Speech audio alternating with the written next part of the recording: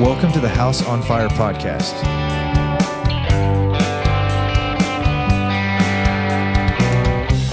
Our aim is to light a fire for Jesus in the homes of those who listen through encouragement and equipping.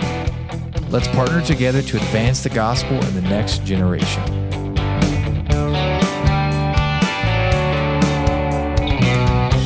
I am your host, Lucas Jackson, and I am passionate about seeing more people on fire for Jesus. When you listen to the House on Fire podcast, you'll hear from people you can rub shoulders with every week at Bethel Church, because all of our guests are from our church family. These are people striving to love God, love others, and to serve the world. Hey guys, thanks for joining us on this episode, and excited to have Marcia with us. Marcia, thanks for being on. Hey, thanks for having me. Well, just to kind of start things off, tell us a little bit about yourself. Okay. I am a North Dakota kid, so I grew up in western central North Dakota. Okay, yeah. Did my undergraduate college at Minot State University, and I actually was going to be an elementary ed teacher. Really? Yeah. And I got a psychology undergraduate degree. Okay. Because maybe I could go into guidance counseling later was the plan. And I got into my psychology major and found out that it wasn't just clinical and counseling. Yeah. That there is experimental psychology, and it's more quantifiable than some of the clinical things, because I mean, that's part of what we're going to talk about today. Everybody's different. Oh yeah. And so it just never resonated with me. And so I then pursued graduate school, and I ended up at the University of North Dakota getting an experimental psychology degree with the intention of teaching at the university level. What's experimental aspect of that mean? It's more the scientific side. So it's like just teaching and research. I'm not licensed. I'm not a clinician. Okay. So, and those courses didn't actually resonate with me. So it's like, what's the scientific method behind, what variables are you controlling as you study behavior? So one of the things that I studied was jury behavior. Okay. And how can you predict whether a juror is going to side with the prosecution or defense? Man, so, I mean, it was like applying it at that level. Yeah. Wow. So then leaving grad school, I actually went to work for a jury consulting firm in California. And I was in Northern California and was there and I left before I had finished my doctorate. So I had done all the research, but I hadn't written my paper, and with the intention of doing it while I was out there. Yeah. Well, then they closed their business, and I unexpectedly got laid off, and I didn't have my degree done. So I do not recommend leaving school before your degree is done. For sure. Yeah, learned from my mistakes. And so then I ended up in business, just a job to support myself until I could finish and start applying to universities. Yeah. And while I was working for a company called Silicon Graphics, and they were famous for the computers, like the Unix computers in Jurassic Park. Oh, like, remember the girl, she's sitting at the station. She's like, I know this. Yes. That was SGI equipment. And so that was kind of a big deal. Okay. And so over the course of my time there, so it was about 3 years. And then I was working and making money finally after being a poor grad student for a long time. Yeah. And then ended up on a project, like just a technical or like a solution implementation for the financial system. And it was one that I used in my job. And then at the same time, I finished my degree and I started applying to schools. Yeah. And so I was flying all over the place, getting close, but not getting there. And in places I didn't want to live, like south of Little Rock in Arkansas, where it was a fine town, but a really small department that was not very, it was kind of toxic. Gotcha. And so I remember crying and praying in my room that night that, okay, God, if you want me to come here, I'll come. Yeah. Because they'd already told me that it was my job to lose. Okay. And I lost it. And I considered it a blessing. Yeah. And was really realizing that I was really enjoying the project work. It was teaching and research, but on steroids. Wow. And it was with a whole bunch of different people, and it wasn't just theoretical. In college, you learn all these theories and different research, and at the time it was Freud and Jung and Maslow and all of those people, and but no way to apply it. And so I was in the real world and having to work with real people, for sure, and all of these different personalities, and getting to know my own. I decided that I wasn't going to pursue academics and stayed in business. And so that kind of changed that trajectory, but also like it's figuring out there are so many different people to work with, and you have to figure out how to work with all of them. Yeah. And so at that company, actually, we had done a personality styles or like type inventory, and it was called the DISC assessment. And I'll talk about what that is a little bit. So we had done that as a team building activity. So I had kind of always been just exposed to those things. I was fascinated by it. Like it, I was really interesting to find out, like my team actually was all in the same quadrant. And so, but having a lot of very similar personalities together can also be not so healthy. So it was kind of just a natural progression into that. Yeah. Well, before we kind of dive into the conversation, maybe if somebody were to run into you, what campus do you worship at? What maybe a few things you're involved in here at the church and that kind of stuff? Yes. So I attend services at the Fargo campus, typically the 9 o'clock service with my family. So my mom lives I just met actually last Sunday, but I was like, I thought I knew all the whole family, and I was like, nope, I'm still learning. So it was pretty fun for me. Yeah, she mentioned that. And then my sister Sean Lind and her family, Steve and Abby and Sophie, who you work with quite a bit. Yes, yeah, I love it. Well, very cool. Well, today we're going to talk a little bit about like personality styles and their impact on meaningful relationships, which is obviously very fitting because this is very much your background and kind of been a part of, I guess, your career, I guess maybe would be the best term to say that. Yep. So, you spent years helping people understand themselves and their relationships. How did you become passionate about personality styles? It was probably, I think mostly it was about learning myself. Okay. So my mom is a definite believer in the nature and nurture, that we all have the same nurture. And she said that we all came out different. Like for me, she was like, now, Marcia, not everybody is good. There are some mean people out there. Yeah. And then for Sean, she'd have to say, now, Sean, not all people are bad. There are some good people out there. Yeah. And so you've got your trust, like I'm highly trusting, she's not. And then the youngest, Jody, it was now Jody, there are other people, and so it's just, we all had our own style, and just being in the same family doesn't mean you're going to be similar. So sure. And just even in our relationship, growing up, my mom and my sisters are among my best friends, but it took a lot of time for us to figure out how do we navigate conflict and things like that. And because I'm also considered the sensitive one, and I can't deny it. And so, but it also contributed to, there was something wrong with that. And so I always sort of had that worldview, and even through so then work, I mentioned that we had been doing some of that. The church I was in California also did DISC for our singles leadership team, and it was just again to what are our styles like? How do we interact? So I mentioned DISC, and so just to give some reference of like what that is. So it's actually I think it was initially founded by a Christian company, and it's based on all of the qualities of that Jesus would be like. He'd have like all of them. And so it's DISC, and it's dominance, influence, steadiness, and conscientiousness.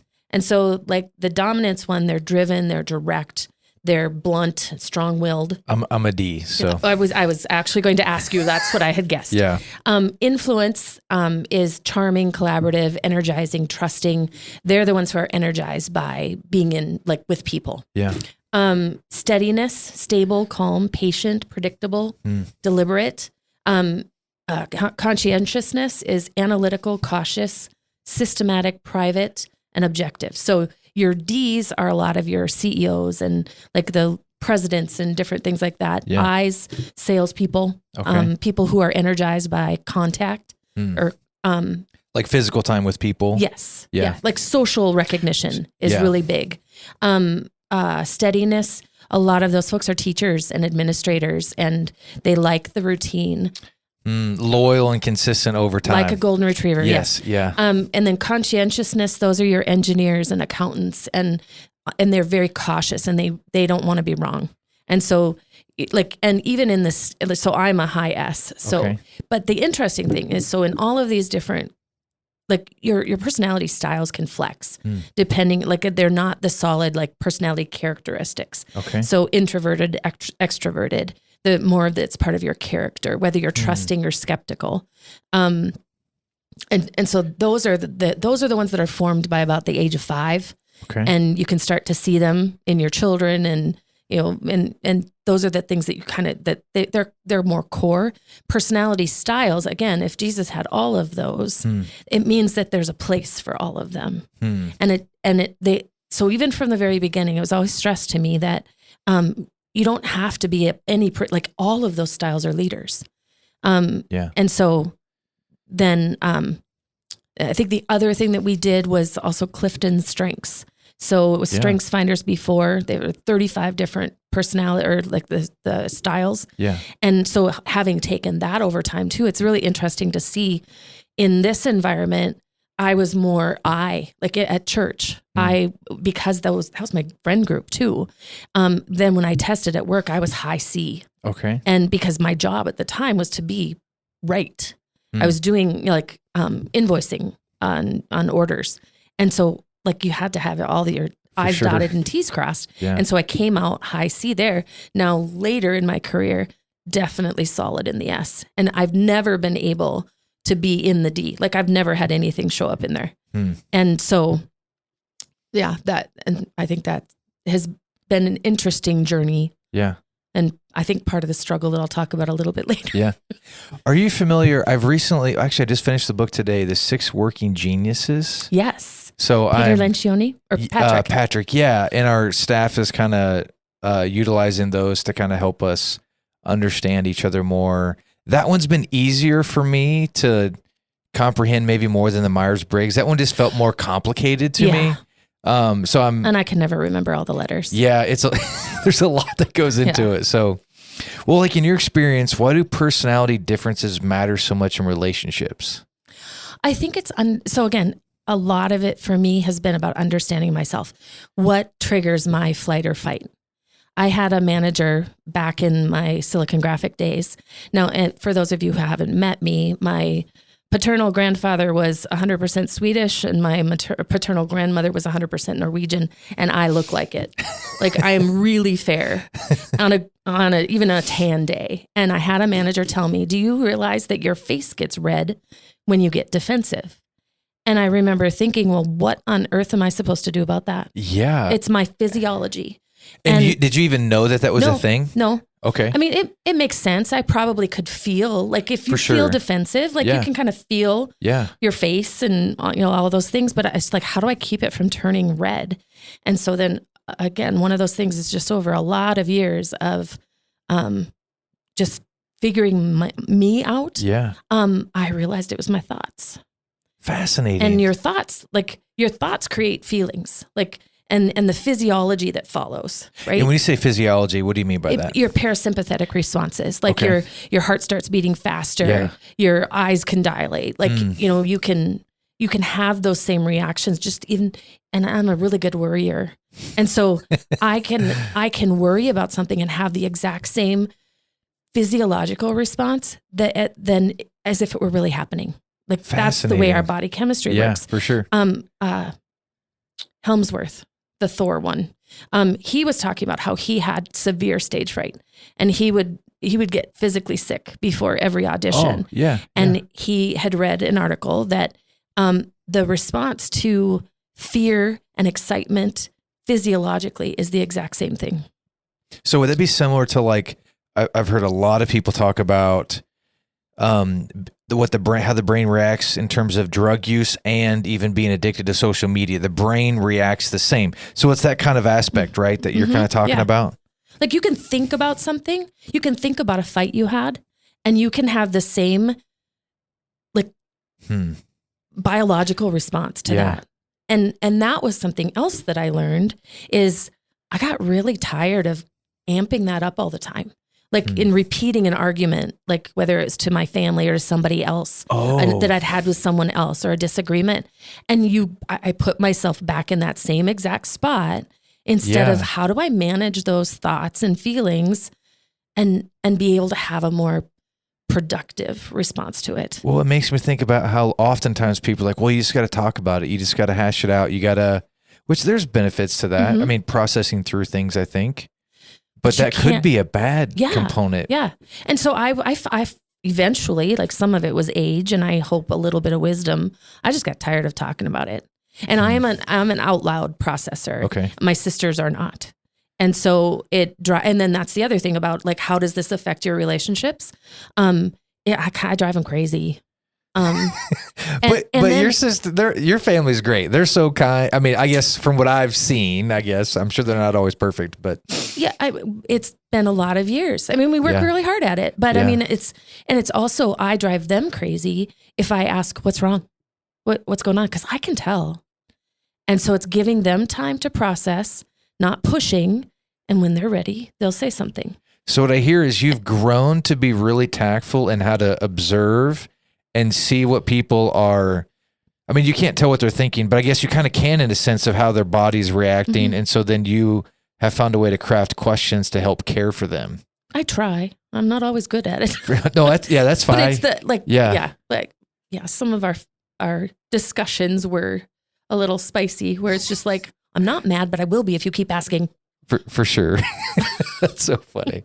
That's fascinating. And where did the desire in you to kind of figure yourself out?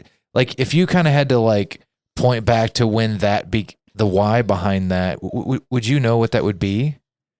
I think I was just always interested. And then I had a friend in California where I would, have a frustrating day at work. And she's like, and then I would say like, okay, here's all the things that happened. Here's what I think is going on. She's like, you're the only person I know who actually thinks it through to the rest of it. Like, and so part of that is assuming positive intent. It's everybody's not out to get me. And yes, you're going to have disagreements at work. How do you have it in a way that because I felt like a disproportionate emotional reaction to it. And so in Clifton Strengths Finders, two of my strengths that have been persistent are responsibility and restorative. And so some of that responsibility was also like, if you can take any of these strengths to an extreme, you overexercise one arm over the other and you're lopsided, right? And so in responsibility, I've learned, and just through different things going on, life that happens, that I was overusing that and taking responsibility for other people's responses or actions, or like even at work. The position that I was in, it was IT role, and my job was to solve the problems. And a lot of the time it felt like that I was being blamed, and it's just the virtue of being in that position. Yeah. And so how do I not be defensive and be helpful, even if somebody comes with not kind words about something, and diffuse a situation and not be defensive and kind of make something worse when it can be better. And I think for myself then, it was really probably the last 10, 12 years. So after moving to Fargo, I got a job leading a team, a newly established team that had worked together for quite a while, reporting to who was now the director hiring me. So now I was going to be the manager between this director and all of it. It was mostly men. I think one woman who was not happy to be there. And so, it was a team that wasn't happy and they were all D's. Okay. And I'm an S. And I'm collaborative. And as I get this team, now my top strengths pop out, and harmony is one of my biggest strengths. Or it comes to the top. Restoration and restorative and responsibility are still there. And then I have input and learner in my top 5. And that just makes me a nerd. So kind of why I do like all this stuff. Yeah. And so it was going really badly. They didn't like me. I would try to be collaborative in a team meeting, and it just would it would just it would devolve into chaos. And I was crying at home more than I wasn't. It was really, really hard. And I got around the same time, these are kind of parallel events. I did a fundamentals of effective management training. And one of those was another DISC assessment for managers. And so the report back that I got, I had finally kind of just had a tiny little curve in that D slot that I felt like finally I'm showing a couple dots of D. But it was part of that report was what stresses you out as a leader of Ds, and then what I do that stresses these high Ds out. And it was like, and I think just prior to this, there was a worship conference here, and Jason Gray, the Christian music artist, had come, and he has really great songs, and he also has a speech impediment. He has a stutter, and he doesn't stutter when he sings, but he wanted to be a worship leader. And so I was able to catch part of his Q&A, and he was talking about how he just was praying that God would heal him of his stutter. And that he said that just kind of came to him, what if I don't heal you of it and I heal you in it? And at the time, I was feeling really defeated about my lack of this high D and command and being able to, be decisive and be the leader that they thought they wanted. And I got to meet him afterwards, and I had said, like, he goes, what stood out to you today? And I told him, I said, it was that. He goes, I have never said those words before. He says, I guess those were for you. And so that awesome. Kind of started that, like, you know what? I don't have to be fixed. I just have to lean into my strengths and figure out a different way to relate. For sure. And so I don't know that any of those guys would say that I was their favorite manager, but I did get to a point where we could have conversations, and I feel like I got some respect. And I stopped feeling like a failure. So that was hard. And so that was, just within the last 10 years or so. So all of that time learning, and it's also that, again, I felt like I had to be fixed. My,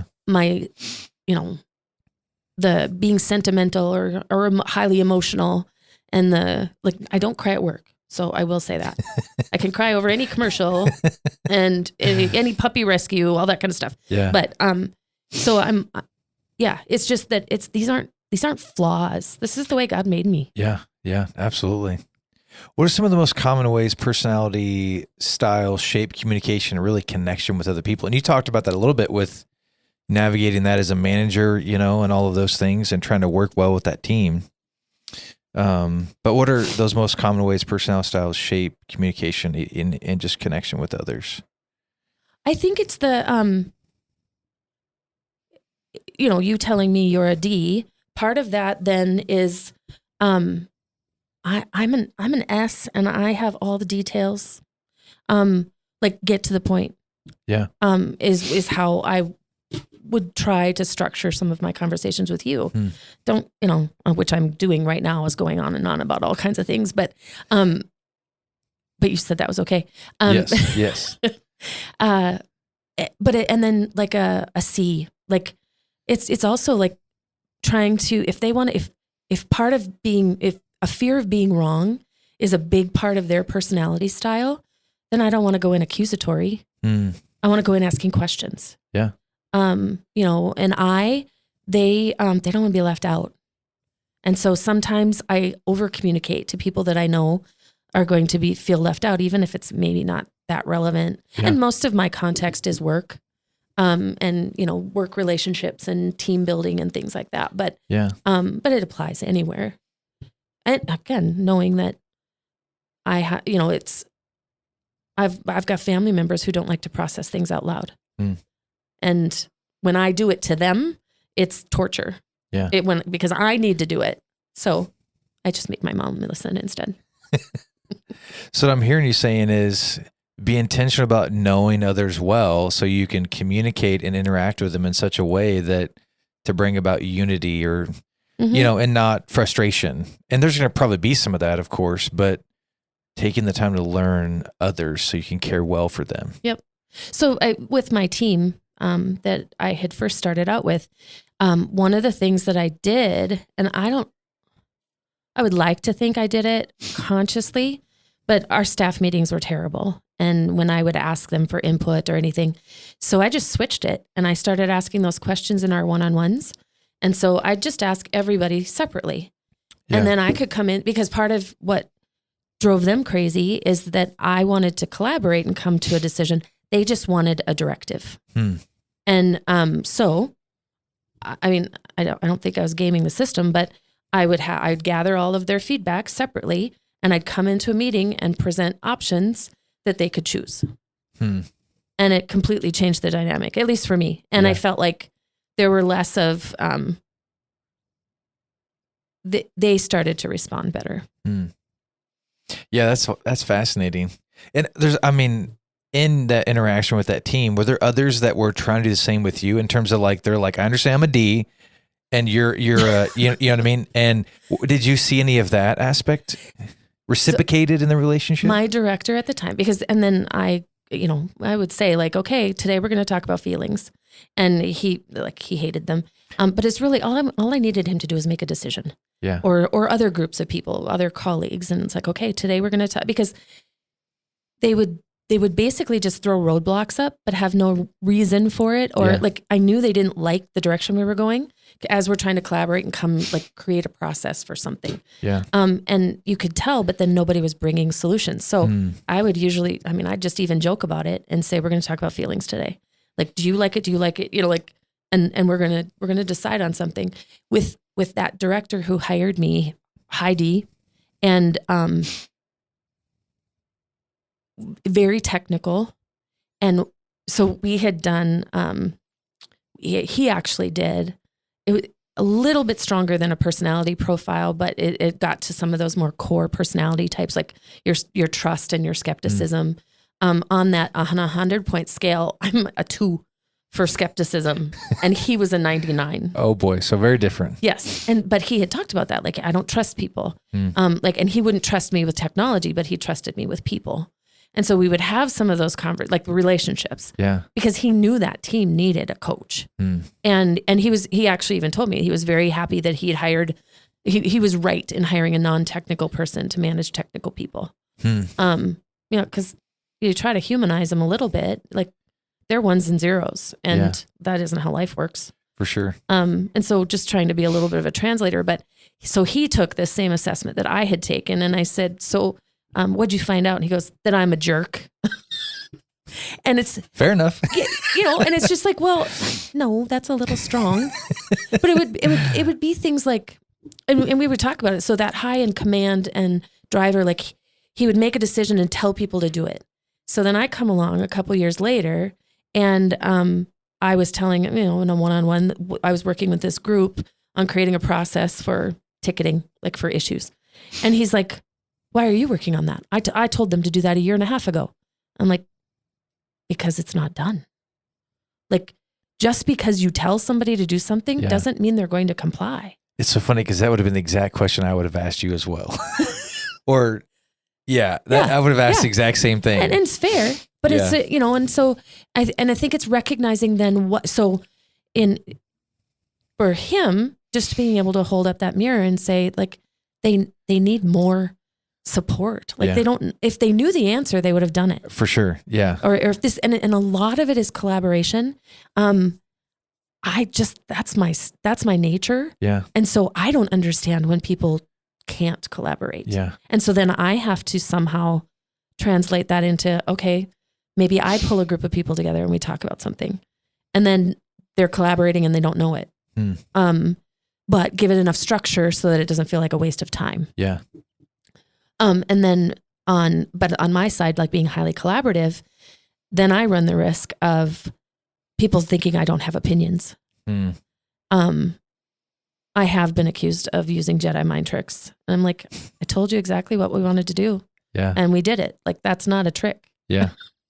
Well, you're bringing an eclectic group of people together to accomplish something, and they're all going to react differently. Absolutely. In every way because of who they are. Yeah. Because of all of our pre-wired stuff. Yeah. And these styles are just the filter that we see things through. Yeah.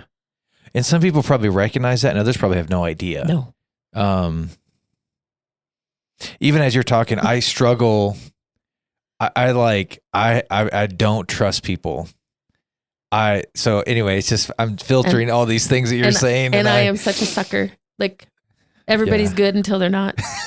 So fascinating. I get burned more than you do though. Oh yeah. Yes. Yeah. Without a doubt. Like I probably don't get burned that often because I tend to hold things close to the vest, so to speak, probably way more than I should. So anyway, I'm learning a few things here that I've got to. And I think too, it was a journey for me to be more authentic. So I mentioned that I had scored differently in my different groups. At my church, I was much more social and wasn't so like closed off. And then at my work, he wasn't officially a mentor, but I think it was his goal every day to give some nugget of coaching. And one day he told me that he didn't think that the people at work, and so I was in Minnesota at this time, and he's like, I don't think they really know who you are. And that kind of stuck with me because I'd had these different, style inventories, personality style inventories that gave me different results in my different environments. So he wasn't wrong. Yeah. And so I wasn't leading authentically. And so it was, how do I show up as me? And being professional didn't mean that I couldn't let people know who I was. For sure. Yeah. Which that's hard to do too. That takes vulnerability. Absolutely. My family would tell you that I'm funny. I don't do it on purpose. I fall when I don't want to, but I have enough of those stories. Nobody at work would know that side of me. Yeah. And that doesn't feel right either. Yeah. Yeah, it's fascinating. Can you walk us through a few personality tendencies and how they show up maybe in friendships, work, or ministry teams and that kind of stuff?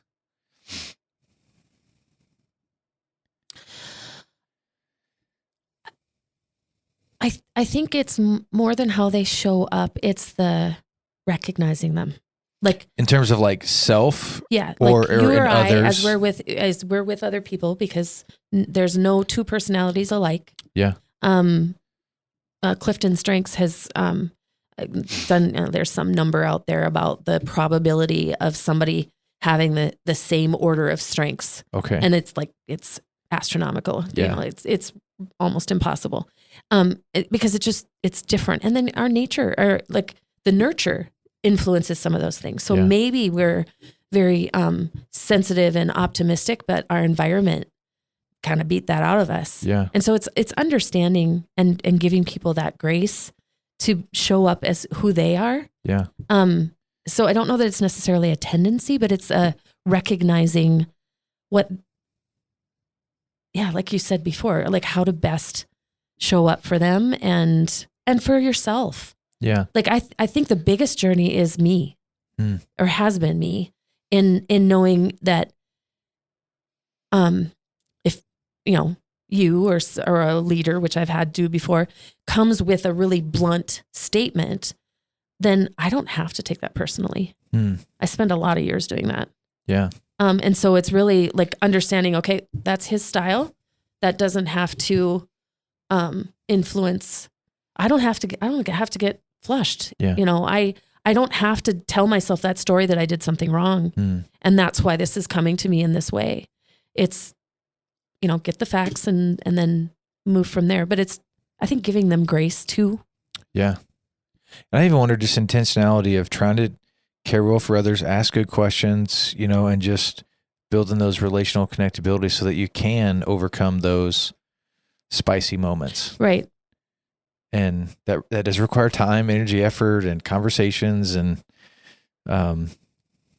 for my personality, I'm not wired to want to do that. I'm like, let's just move on and, keep things going. Yeah. And for my personality, I take that rock out and rub it, like that conversation. And so that's, again, something that I shouldn't do.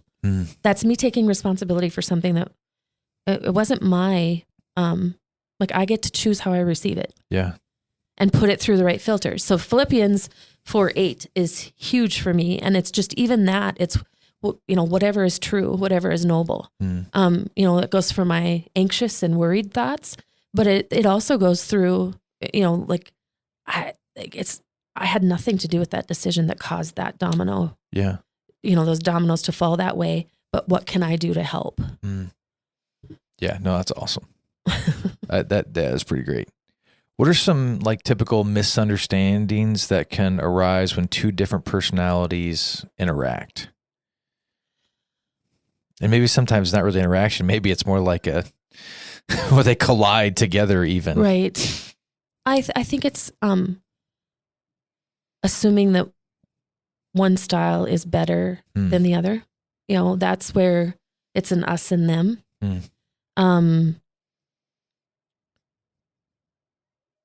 And that it's like everybody, it's not wrong. Yeah. Like you can lead from any strength and from any personality style. And so what is it, and own it. Yeah. And then bring we've been talking about gentleness, right? Or that was one of the more recent messages in college ministry. Yeah. And what kind of stood out to me on that one was it was standing up for what's true. Yeah. And so some of that is even gently holding up a mirror. Yeah. And saying, did you mean for it to come out that way? Doing some of those things that are, it doesn't have to be confrontational, but it's just like, okay, don't yell back. Yeah. And it for me, I'm not a quick on my feet thinker. Like I said, I take those stones out and rub them every once in a while, and like, what could I have done differently, and all those kinds of things. So that's not healthy behavior or thought behavior for me either. But it's that I don't owe a response immediately. So you've got those clashes coming from usually opposite sides of that. So if disc is in a circle split into quadrants, and so up, and when you're like a D and an S are kind of, that might be a clash. And S is never going to say anything. And so, well, what if we did? Yeah. And then a C doesn't want to be wrong. And, it's just like, yeah. How do you get to a common ground? And crucial communications is about this too. How do you listen to understand? And, that's hard, because I'm usually formulating my response. For sure. Yeah. My mind's racing and all these things are going on, and I'm like, I'm hearing what the person's saying, but I have no idea what they're saying. No, because I'm going to say that about what they said. Yeah. And that's not true. Or I may be filtering what they say through my own lens, but it's not really what they said. Right. So that one gets me in trouble. So I've started to learn to like, hey, this is what I heard you say. Is that what you're saying? So yeah, I've had to work through that. I had a coworker call me out I was reading him an IM or an email, and he's like, is that how they said it? And I'm like, that's how I heard it. Yeah, for sure. In an email. Like, yeah, they don't have tone usually. Yeah. That's why I have a rule of thumb. Anytime anything is even remotely got some tension in it, it's never, ever. Best case is always face to face. And if that's not possible, which is normally due to maybe they're gone or something, or I feel like it needs to be handled sooner before they get back, then it's a phone call. But I never, ever send anything like that in a text. That is, like, in my opinion, the worst thing to do. I've had plenty of emails in my life as a pastor, and my response is always the same. Hey, I would love to meet with you face to face to talk about this. And I've yet to have anybody ever be willing to meet with me face to face so I could hear them out, but they have no problem sending an email. Yeah. And that's frustrating, because I'm like, I really want to know what's going on. Like if I really did something, well, I want to ask for forgiveness, I don't want there to be this tension between me and whoever for the next forever. Like, I really want to know, areas to grow or whatever that is. But like this little, I was going to say passive aggressive, but it's not really, I guess it kind of is, but nonetheless, I have a rule of thumb. I don't ever do that. I agree. I've done the same. Just because I'd spend an hour writing it, thinking I'm getting the tone out of it, and it just escalates. And so no, I've learned that too. Yeah. How can understanding our own wiring help us grow spiritually and relationally with others? Because we're created to be in relationships. You know, the Trinity is they're in a relationship, and so we need relationships. I think to grow spiritually, I can speak for me. Yeah. So, it's learning to trust God, with what He made. Yeah. I'm not broken. I'm whom I'm supposed to be. Yeah. And when you say that, I don't hear you saying, "This is who I am. Everybody else deal with it." That's not what you're saying. No. But some people, that's what they are saying. They are saying, "Hey, this is who I am. This is just how I'm going to handle everything. Y'all just need to deal with it." But that's not what you're saying. I think there's two parts to that. There's the discernment about how you really show up to other people. Yeah. And that is important. Like if we show up at church and relationally, like you said, and we're coming in like a wrecking ball, that's not building relationships. Yeah. And so that self-awareness that we have to have about how are people responding to us? Yeah. Do I have friends? Like, do we always have the same fight? Like how might we change some of those things? And what in me is taking it to that same place? Yeah. You know, and it's often either the lens I view myself through or the lens I'm viewing somebody else through. Yeah. And so it's that everybody is gifted with their personality styles. Yeah. And learning to love them where they are. Again, with some accountability if there's some toxic behaviors. Yeah. But it's that they get to do that and that they don't need fixing. Yeah.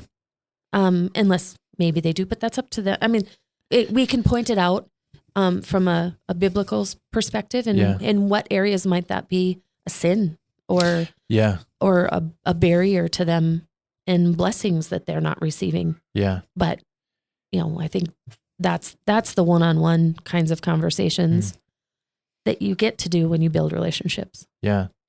And there's a difference between, I think, growing in an area and, well, I'm broken and need fixed. Like those aren't necessarily the same things. Right.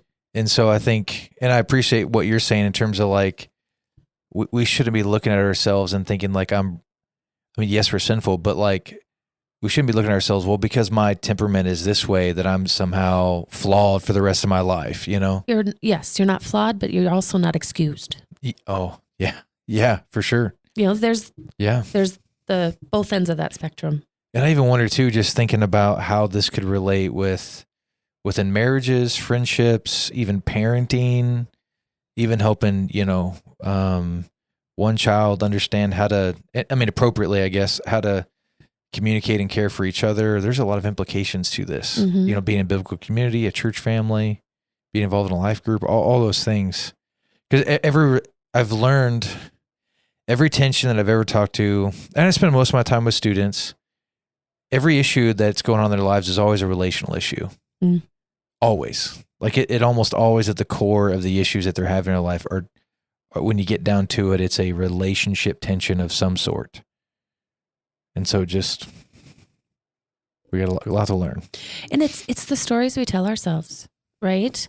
That, so there's some of it that's external and we can't control, about relationships, but then it's, and I think about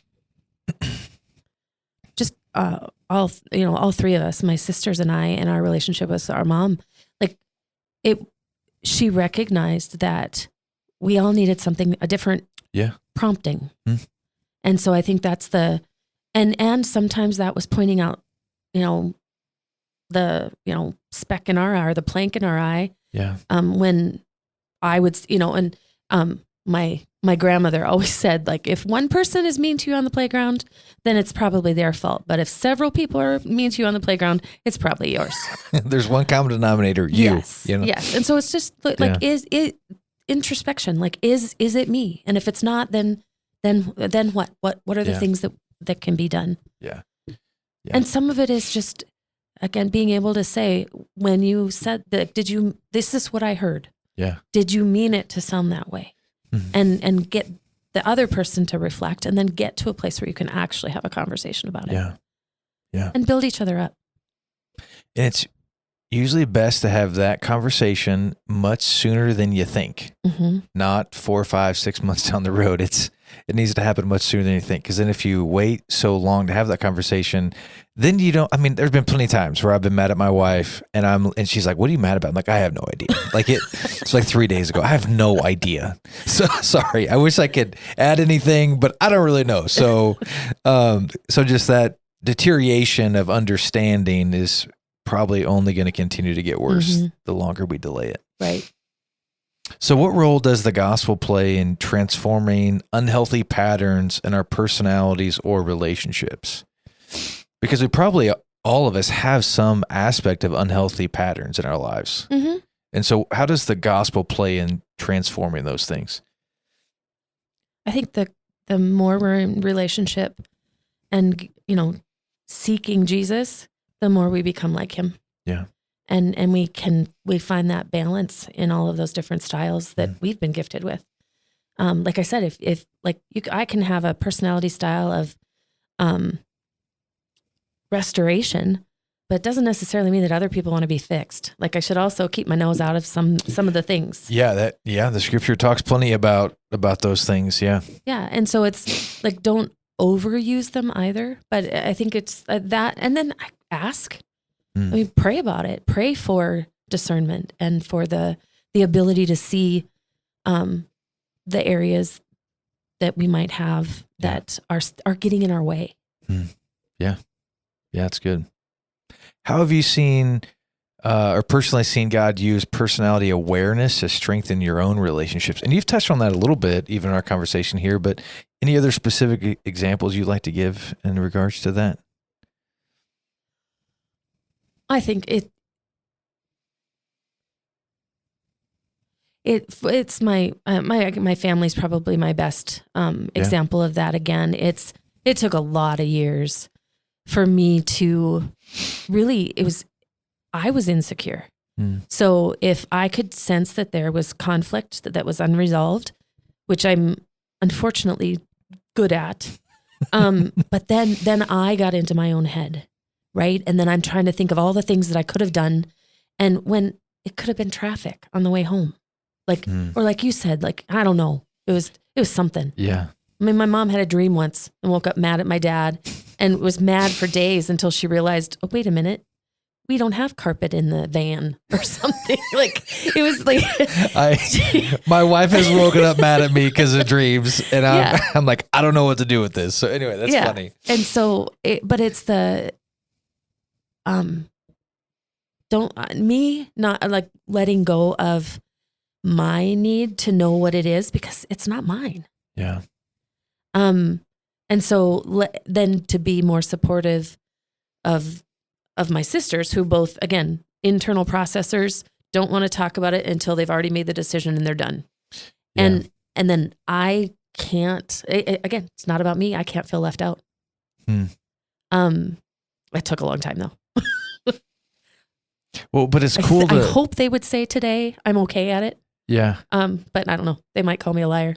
Well, I just wonder how many folks that are listening or even just out there that never took the time to ask some questions, to have some self-awareness, to figure out some things, and who still have broken relationships with tons of friends and family because they weren't willing to say, okay, how do we restore these relationships, or how do I grow? Like I could go on for days talking about the family dynamics of my family and where those things never happened.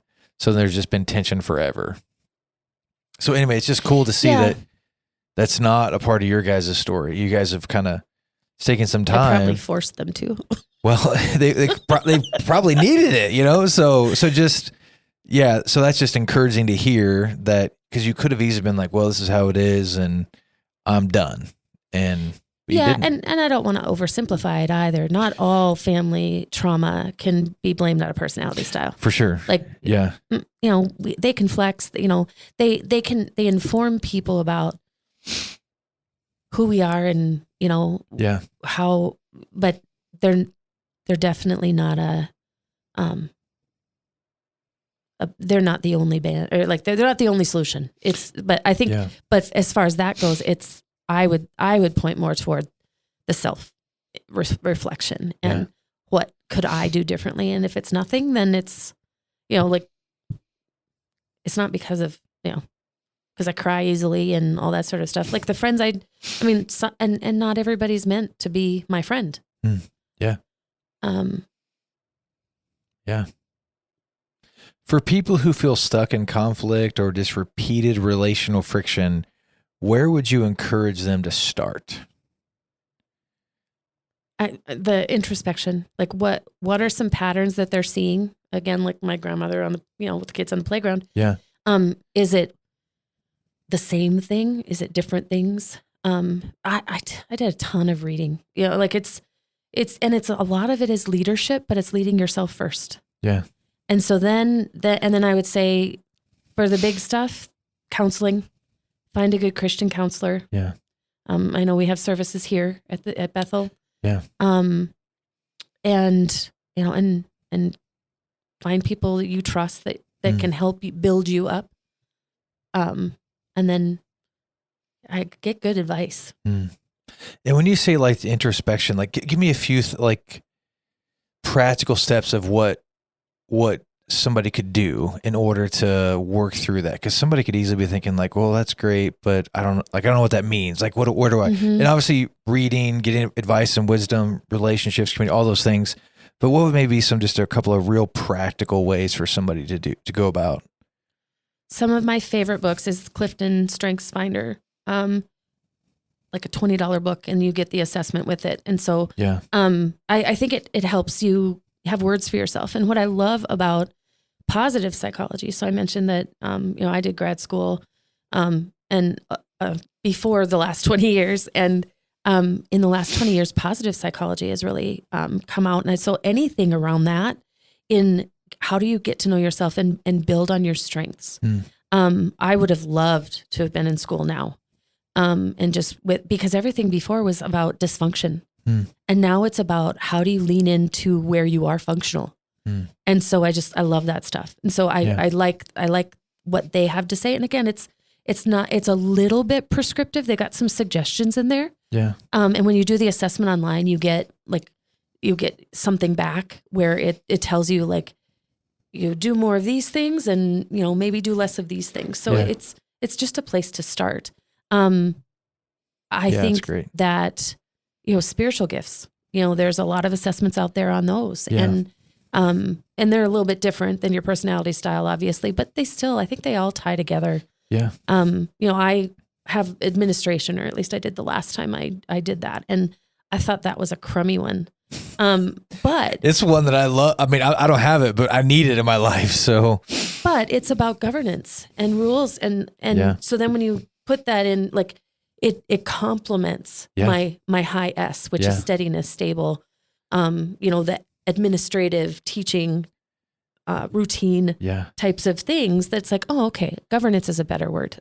Yeah. Like I can put systems in place for sure. And so it's just lean into those and what do they mean? And then some of it too is don't worry. Like for years, there's 35 in the personality styles in the Clifton Strengths. And for years I only got my top 5. And because I did it on purpose because the whole premise is don't work on your bottom 5 because you're going to do tons and tons of work and make minimal for sure gains. Yeah. But if you work on your top 5 and being balanced in that, then, and again, you can take all of that stuff and put a biblical lens on it too. Yeah. And go to scripture. And, what are the, what does this look like? Yeah. What does empathy look like in scripture? Harmony and marry those things up and do that work. Yeah. Yeah. In our life group this past Monday, we're going to the book of Acts. In Acts chapter 1, the author Luke gives a very detailed description of how Judas dies. And somebody in our group said, well, that makes sense that it's so detailed because Luke is a doctor and you got to have things done right and in order in those things. And so, and it's even fascinating just how and I've read a few books, but just looking at the personality types or just the way the disciples were. And I'm more of like a Peter. I do things without thinking, and that gets me in trouble plenty of times. But when I look at Peter, I'm like, man, but he's the one who walked on water, and he's the one who has all these amazing stories. Everybody else was on the sidelines of being like, what are you doing? And I'm like, hey man, that story came at a cost, but he was a part of it. So just, we see, we don't see Jesus just saying you're broken, or, he works within how we're created, I guess, or just our temperament, or, and he understands us, and he's not, and obviously there's areas to grow in, but just, it's fascinating to look at that. Maybe I need to do my quiet time sometime on like the temperaments of the disciples and just see some more specifics on that. It'd be pretty cool. Yeah. Being high D, motivated by winning and success. So, that resonates. And then the DISC assessment. So DISC, you can get free ones online, like Personality.io or something. Okay. And so there's other kinds of emotional quotient things out there they're all free, but it's just explore. Yeah. And no, that's good. Yeah. I love that. And then that, like I said, the manager told me my face turned red when I felt defensive. Then it's practicing not having thoughts when somebody's bringing me an issue, or I feel accused of something or blamed for something, and say, thank you. Thanks for the feedback. I'll get back to you. And then I just don't let the thoughts go there. I try. I'm not always successful. For sure. But I do think I'm a little less red lately. What practical steps can listeners take to cultivate grace and empathy towards people who see the world differently? Pray for them. Yeah. Yeah. I think it's the harder ones that, and I have several examples of, and some of it was praying for me, that I would not be judgmental, and that I would, but it was just praying for them, and ended up having the sweetest relationship with this person that I didn't know how I could be around. Yeah. And praying for people changes our hearts. Yeah, absolutely it does. Absolutely. Well, I love it. I appreciate your conversation. Any other things you'd like to mention before we wrap up our time here? This was a great, I could ask another million questions. I'm very intrigued, but any other things you'd like to mention? No, it was a privilege to be here. I appreciate it. Absolutely. Yeah. And how can we be praying for you, and kind of with what's going on in your life and your world? Yeah. So I mentioned the last 10, 12 years, I've been really focused on my work relationships and building teams and helping coach other people, to their own self-awareness and how they interact and all that sort of stuff. And so that's kind of been my ministry field. And I've recently started working with you in the college ministry. Yeah. And I'm humbled by it and nervous. It's somehow easier to not have to, I don't have to disciple people at work. And so I think it's the wisdom and, in just making this transition into really putting, my, putting myself into and building other people. Yeah.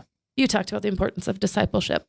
And so it's the, how do I build into people? Yeah. And have it matter for the church and for God's glory. Yeah. Yeah. Well, I'm stoked to have you on the team. So, well, thank you for your time very much. Thank you. Thanks for joining us for this episode of the House on Fire podcast. Our prayer is that this podcast activates your home for Jesus. May the light of Christ burn bright through you and yours. Until next time.